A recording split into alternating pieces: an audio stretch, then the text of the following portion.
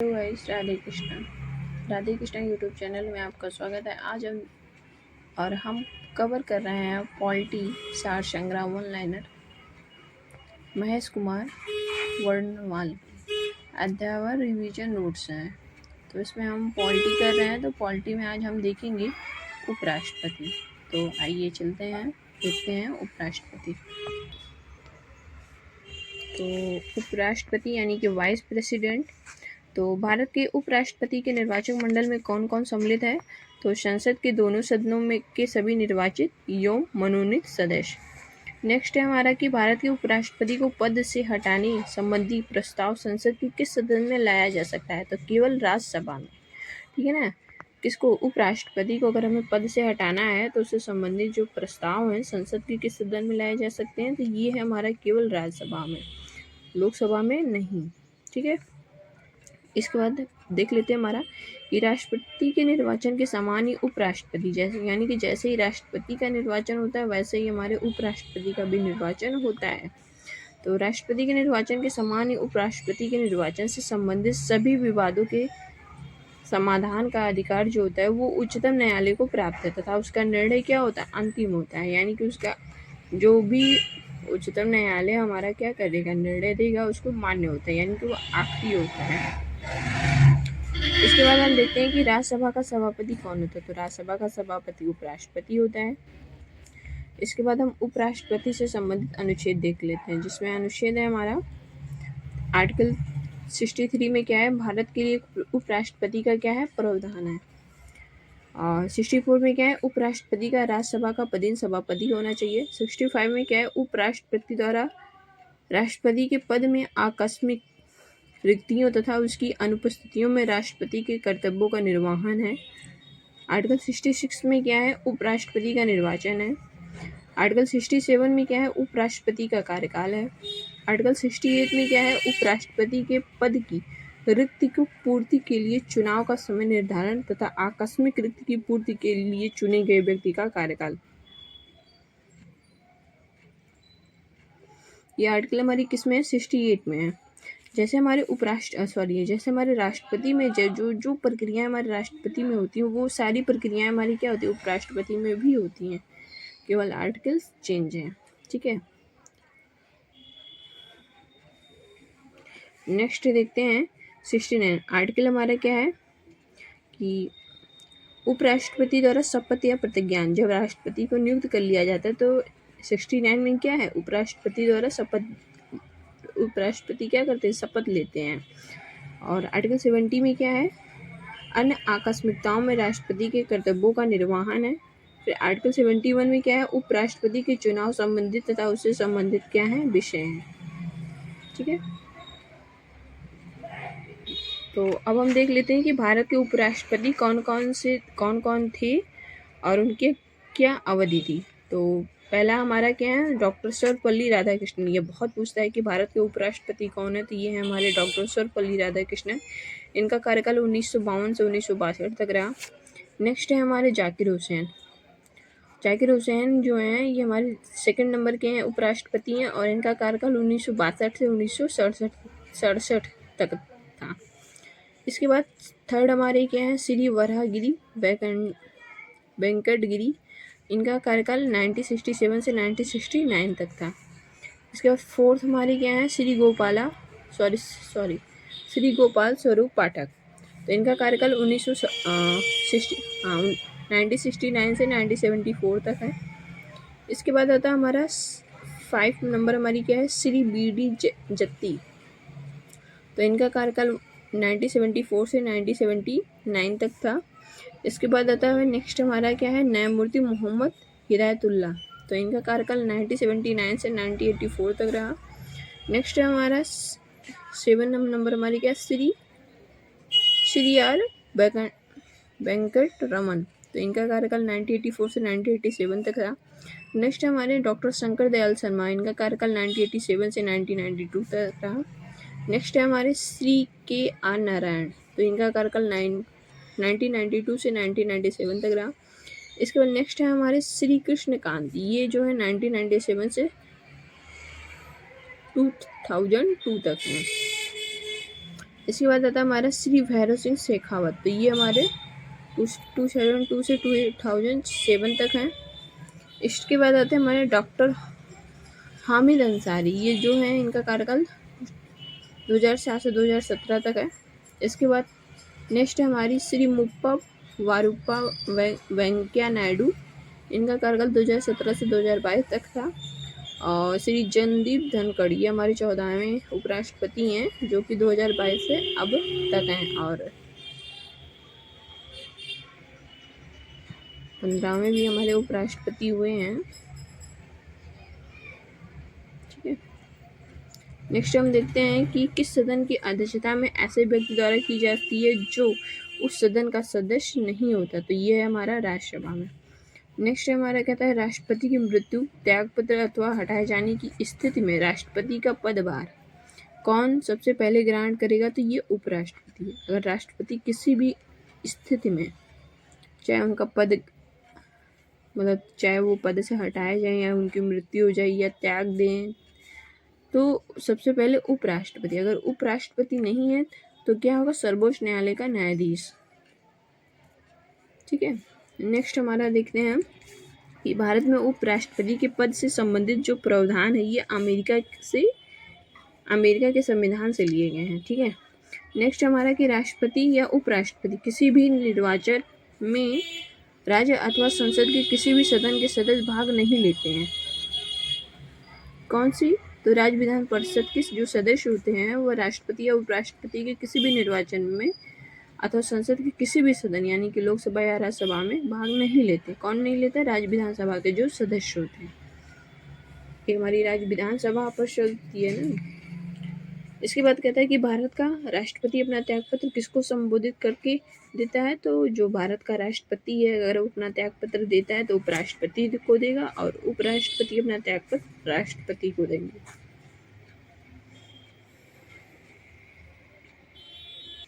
इसके बाद हम देखेंगे कि राष्ट्रपति और उपराष्ट्रपति पद की तुलनाएं, तो एक तरफ हमारे राष्ट्रपति रहेंगे, एक तरफ हमारे उपराष्ट्रपति। तो देखते हैं हम, तो राष्ट्रपति जो होता है वो लोकसभा सदस्य बनने की योग्यता रखता है और राष्ट्रपति के निर्वाचक मंडल में संसद के दोनों सदनों तथा राज्य विधानसभाओं के निर्वाचित सदस्यों के साथ साथ दिल्ली एवं पांडुचेरी के विधानसभा के निर्वाचित सदस्य भी क्या होते हैं, शामिल होते हैं। राष्ट्रपति को पद से हटाए जाने की प्रक्रिया यानी कि महाभियोग किसी भी सदन में प्रारंभ की जा सकती है, चाहे वह लोकसभा या राज्यसभा, किसी भी सदन में क्या हो सकता है, पारित की जा सकती है। ठीक है, और अब देखेंगे हम उपराष्ट्रपति। तो उपराष्ट्रपति जो यानी कि वाइस प्रेसिडेंट जो है हमारे, कौन है, राज्यसभा सदस्य बनने की, देखो राष्ट्रपति जो है वो लोकसभा सदस्य बनने की योग्यता रखता है, लेकिन जो उपराष्ट्रपति होता है वह राज्यसभा सदस्य बनने की योग्यता रखता हो। और क्या कहता है कि उपराष्ट्रपति के निर्वाचक मंडल में संसद के दोनों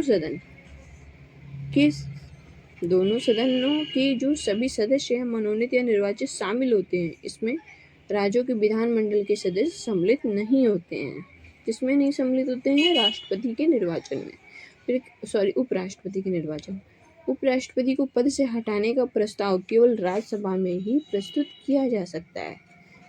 क्यों, क्योंकि देखो इसमें क्या है कि जो उपराष्ट्रपति है कौन बन सकता है, जो राज्यसभा सदस्य बनने की योग्यता रखता होगा वही उपराष्ट्रपति बन सकता है, जबकि राष्ट्रपति क्या है को पद से हटाए जाने की प्रक्रिया संसद के लोकसभा या राज्यसभा किसी में भी क्या किया जा सकता है, पारित किया जा सकता है। लेकिन जबकि उपराष्ट्रपति में ऐसी प्रक्रिया नहीं है। उपराष्ट्रपति को अगर हमें पद से हटाना है तो केवल राज्यसभा में ही प्रस्तुत किया जा सकता है। ठीक है, इसके बाद एक और हमारा पॉइंट है कि उपराष्ट्रपति का वेतन कहाँ से दिया जाता है। तो उपराष्ट्रपति का जो वेतन होता है वो भारत की संचित निधि, जिसको हम कंसोलिडेटेड फंड ऑफ इंडिया बोलते हैं, वहाँ से क्या होता है, दिया जाता है। ठीक है, इसके बाद हम देखेंगे केंद्रीय मंत्रिपरिषद यानी कि यूनियन काउंसिल ऑफ मिनिस्टर्स। तो देख लेते हैं हम केंद्र सरकार का जो प्रमुख कौन होता है। तो केंद्र सरकार का प्रमुख कौन होता है, हमारे प्रधानमंत्री जी हैं। इसके बाद प्रधानमंत्री की नियुक्ति किसके द्वारा की जाती है, तो प्रधानमंत्री की नियुक्ति राष्ट्रपति के द्वारा की जाती है। फिर कहता है भारत का प्रधानमंत्री बनने के लिए न्यूनतम आयु कितने वर्ष होनी चाहिए, तो 25 वर्ष। ठीक है, और जबकि राष्ट्रपति के लिए 35 वर्ष। और उपराष्ट्रपति के लिए भी 35 वर्ष। ठीक है। और फिर कहता है यदि भारत के प्रधानमंत्री संसद के उच्च सदन के सदस्य हैं तो वे अविश्वास प्रस्ताव की स्थिति में अपने पक्ष में मत नहीं दे सकेंगे। अगर अविश्वास प्रस्ताव है तो वो अपने पक्ष में मत नहीं दे सकेंगे। कौन नहीं दे सकता है? जो भारत का प्रधानमंत्री है, अगर वह संसद के उच्च सदन का सदस्य है तो वे अविश्वास प्रस्ताव की स्थिति में अपने पक्ष में मत नहीं दे सकेंगे। कौन? प्रधानमंत्री। ठीक है। नेक्स्ट है हमारा क्या है, संसदीय शासन व्यवस्था में जो वास्तविक कार्यपालिका शक्ति किसके अधीन होती है? तो वास्तविक जो कार्यपालिका शक्ति होती है वो हमारे प्रधानमंत्री के अधीन होती है। ठीक है। नेक्स्ट है हमारा कि लोकसभा में अविश्वास प्रस्ताव करने के लिए लोकसभा सदस्यों की न्यूनतम संख्या कितनी होनी चाहिए? तो ये है 50। ठीक। नेक्स्ट है हमारा भारत के प्रधानमंत्री समानता किस सदन का सदस्य होता है? तो जो भारत का प्रधानमंत्री होता है वो समानता लोकसभा यानी कि राज्यसभा का सदस्य भी प्रधानमंत्री बन सकता है।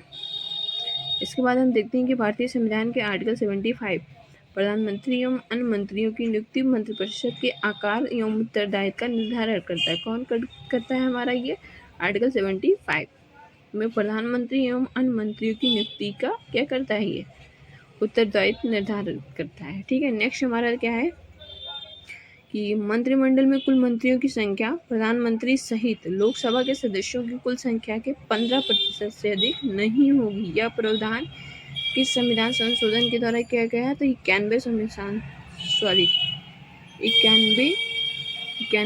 91वां संविधान संशोधन 2003 के माध्यम से क्या किया गया है कि प्रधानमंत्री सहित लोकसभा के सदस्यों की कुल संख्या के 15% से अधिक नहीं होनी चाहिए। किसकी? मंत्रिमंडल में कुल मंत्रियों की संख्या है।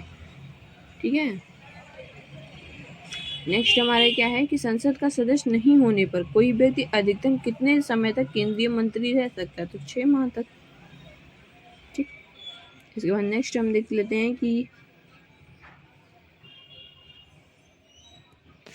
इसके बाद हम देखते हैं कि मंत्रिपरिषद किसके प्रति उत्तरदायी होता है? तो जो मंत्रिपरिषद होता है वो संसद के प्रति क्या होता है? उत्तरदायी होता है। भारत के संविधान के किस अनुच्छेद में यह प्रावधान किया गया है कि प्रत्येक राज्य की कार्यपालिका शक्ति का इस प्रकार प्रयोग किया जाए जिससे संघ की कार्यपालिका शक्ति पर कोई प्रतिकूल प्रभाव ना पड़े? ये क्या है? आर्टिकल 257 में है। 257 में है। ठीक है ना। फिर नेक्स्ट हमारा क्या है, लाभ के बदले यानी कि ऑफिस ऑफ प्रॉफिट का निर्धारण संसद एवं राज्य विधानमंडल द्वारा किया जाता है। नेक्स्ट हमारा क्या है कि भारतीय राजनीतिक व्यवस्था में कार्यपालिका किसके अधीन होती है? तो भारतीय राजनीतिक व्यवस्था में जो कार्यपालिका होती है वो विधायिका के अधीन होती है। नेक्स्ट हमारा क्या है कि जवाहरलाल नेहरू की कैबिनेट से पहले गृह मंत्री तथा बाद में रक्षा मंत्री कौन बने? जब जवाहरलाल नेहरू की जो कैबिनेट बने तो उनके पहले के गृह मंत्री तथा बाद के रक्षा मंत्री कौन बने? तो ये बने हमारे कैलाश नाथ काटजू। ठीक है। नेक्स्ट हमारा स्वतंत्र भारत के प्रथम वित्त मंत्री, ये बहुत पूछता है, स्वतंत्र भारत के प्रथम वित्त मंत्री कौन है? CRK षणमुगम चेट्टी। ठीक है। नेक्स्ट हमारा क्या है कि भारत के किस प्रधानमंत्री को विदेश में आकस्मिक भारत के किस प्रधानमंत्री का विदेश में आकस्मिक निधन हुआ है? तो ये हमारे लाल बहादुर शास्त्री, जिनका क्या हुआ? विदेश में क्या हुआ? आकस्मिक, अचानक क्या हो गई है? मृत्यु हो गई है। तो आकस्मिक निधन किस प्रधानमंत्री का? तो ये हमारे लाल बहादुर शास्त्री जी। ठीक है। नेक्स्ट हमारा है कि अपने प्रधानमंत्रित्व काल में कौन सा नेता एक बार भी संसद में उपस्थित नहीं हुआ? ऐसा कौन सा नेता है जो ऐसा कौन सा प्रधानमंत्री था जो अपने कार्यकाल में संसद में एक बार भी उपस्थित नहीं हुआ? तो ये थे हमारे चौधरी चरण सिंह। ठीक है। नेक्स्ट है हमारा कि संविधान के किस अनुच्छेद में मंत्रिमंडल शब्द का प्रयोग किया गया है? तो आर्टिकल 352 क्लॉज 3 में। आर्टिकल 352 क्लॉज 3 में क्या किया गया है? मंत्रिमंडल शब्द का प्रयोग किया गया। कहाँ पे किया गया? संविधान में। ठीक है। तो नेक्स्ट हमारा क्या है कि श्वेत पत्र यानी कि व्हाइट पेपर क्या है? भारत से संबंधित क्या है हमारा? आधिकारिक दस्तावेज है। कौन आधिकारिक दस्तावेज है हमारा? श्वेत पत्र। नेक्स्ट हमारा क्या है कि संघीय मंत्रिमंडल का पुनर्गठन किसके प्रतिवेदन पर आधारित था? तो ये है हमारा गोपालास्वामी अयंगर। तो क्या है ये हमारा? संघीय मंत्रिमंडल का पुनर्गठन किसके प्रतिवेदन पर? तो ये हमारे गोपालास्वामी अयंगर। ठीक है। तो अब देख लेते हैं हम नेक्स्ट हम देखेंगे कि मंत्रिपरिषद तथा मंत्रिमंडल में अंतर क्या है। तो अभी पहले हम मंत्री देख लेते हैं। मंत्रिपरिषद क्या है, जिसे काउंसिल ऑफ मिनिस्टर्स बोलते हैं। तो ये क्या है कि फर्स्ट हमारा क्या है, कैबिनेट स्तर के मंत्री, राज्य स्तर के मंत्री एवं उपमंत्री। नेक्स्ट हमारा क्या है, यह एक संवैधानिक निकाय है जिसका वर्णन संविधान के आर्टिकल 74 व 75 में किया गया है। नेक्स्ट क्या है हमारा, सैद्धांतिक रूप से मंत्रिपरिषद को संघ की समस्त कार्यपालिका शक्तियाँ प्राप्त है, परंतु मंत्रिमंडल द्वारा इसके कार्यों का निर्धारण किया जाता है। किसके, मंत्रिपरिषद। नेक्स्ट है हमारा कि मंत्रिमंडल द्वारा लिए गए नीतिगत निर्णयों का क्रियान्वयन मंत्रिपरिषद द्वारा किया जाता है। अब हम देखते हैं हमारा मंत्रिमंडल। तो मंत्रिमंडल में इसमें केवल क्या होता है, कैबिनेट स्तर के मंत्री ही शामिल होते हैं। और ये क्या है, नेक्स्ट हमारा क्या है, 44वें संविधान संशोधन 1978 के आर्टिकल 352 मंत्रिमंडल शब्द को जोड़ा गया। किसमें जोड़ा गया, आर्टिकल 352 में क्या गया, मंत्रिमंडल शब्द को जोड़ा गया, जो संविधान के मूल पाठ में क्या है, नहीं था। नेक्स्ट हमारा क्या है, व्यवहारिक रूप में मंत्रिमंडल शब्द क्या होते हैं, मंत्रिपरिषद की शक्तियों का ही प्रयोग करता है और मंत्रियों के कार्यों का क्या करता है, निर्धारण करता है। कौन करता है, ये हमारी मंत्रिमंडल। नेक्स्ट हमारा नीतिगत निर्णयों का क्रियान्वयन करने के लिए यह मंत्रिपरिषद को निर्देश देता है तथा निर्णयों के क्रियान्वयन की क्या करता है, निगरानी भी करता है। और आइए नोट में हम देखेंगे कि मंत्रिपरिषद का जो सामूहिक रूप से जो मंत्रिपरिषद होता है वो क्या होता है, सामूहिक रूप से क्या होता है, लोकसभा के प्रति उत्तरदायी होती है।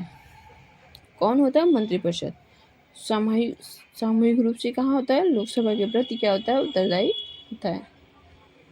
इसके बाद हम देखेंगे महान्यायाधीश तथा नियंत्रण एवं महालेखा परीक्षक, यानी कि attorney general and comptroller and auditor general. ठीक है, तो आइए हम देख लेते हैं भारत के 3 विधि अधिकारी कौन कौन से हैं। भारत के महान्यायवादी जिसे अटॉर्नी जनरल ऑफ इंडिया बोलते हैं, भारत का महाधिवक्ता जिसे सॉलिसिटर जनरल ऑफ इंडिया कहते हैं, थर्ड है हमारा भारत के अपर महाधिवक्ता जिसे additional solicitor general of India कहते हैं। ठीक है, नेक्स्ट है हमारा कि भारत के प्रथम महान्यायाधीश कौन थे, तो ये हैं हमारे MC शीतलवाड़।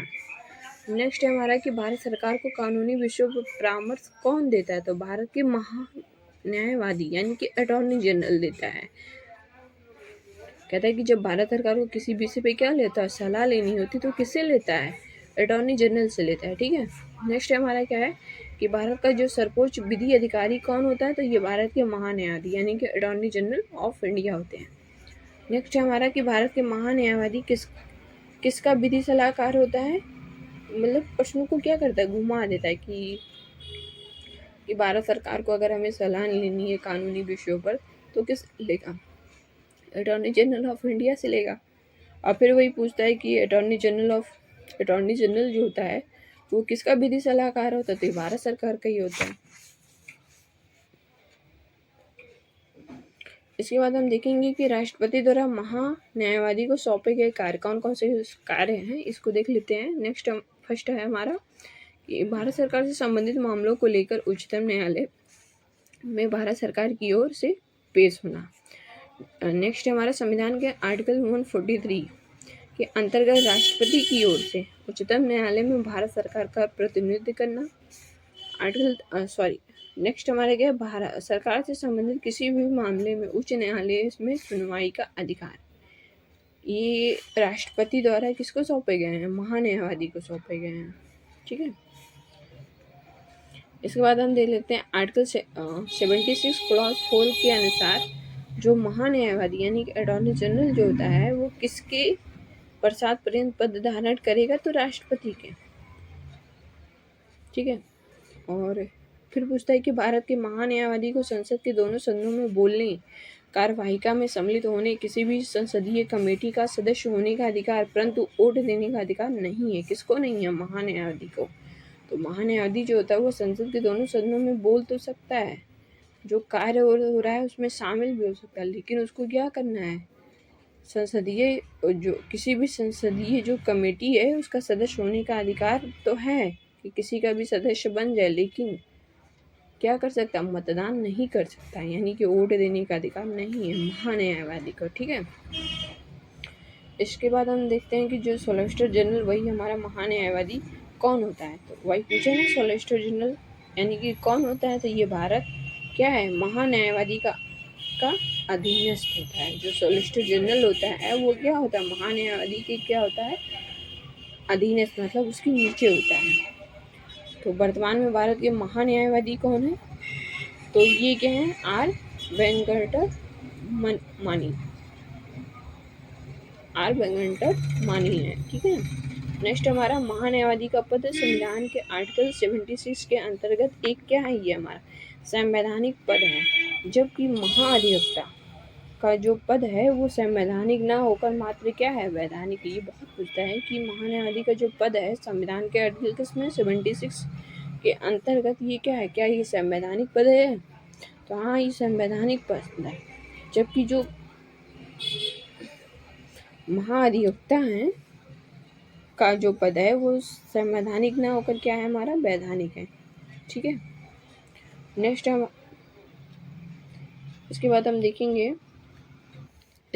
लेते हैं कि भारत के प्रथम नियंत्रण एवं महालेखा परीक्षक, जिसे हम कैग बोलते हैं, कौन है, ये हमारे बी नरहरि राव है। क्या है, बी नरहरि राव है।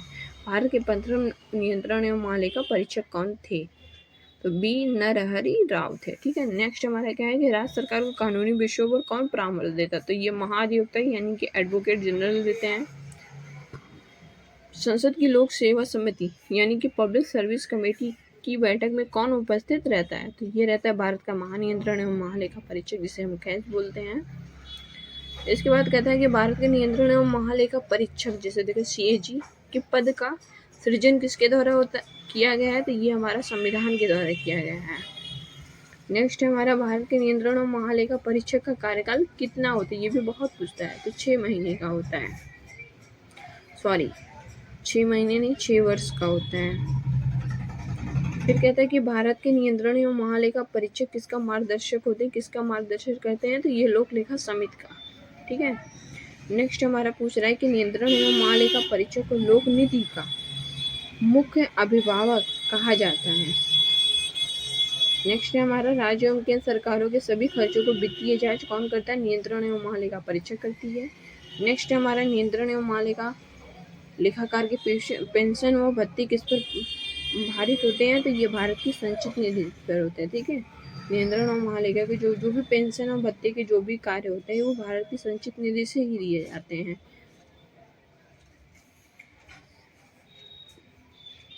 इसके बाद हम देखेंगे भारत के नियंत्रण और महालेखा परीक्षक से संबंधित अनुच्छेद।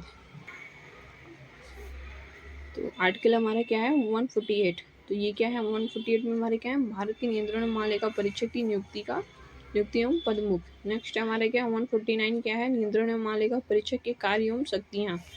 150 में हमारे क्या है, संघ एवं राज्यों के लेखा प्रारूपों के संबंध में राष्ट्रपति को क्या करता है, ये सलाह देता है। और फिर उसके बाद आर्टिकल 151 में क्या है, अंकेक्षण प्रतिवेदन है यानी कि रिपोर्ट है।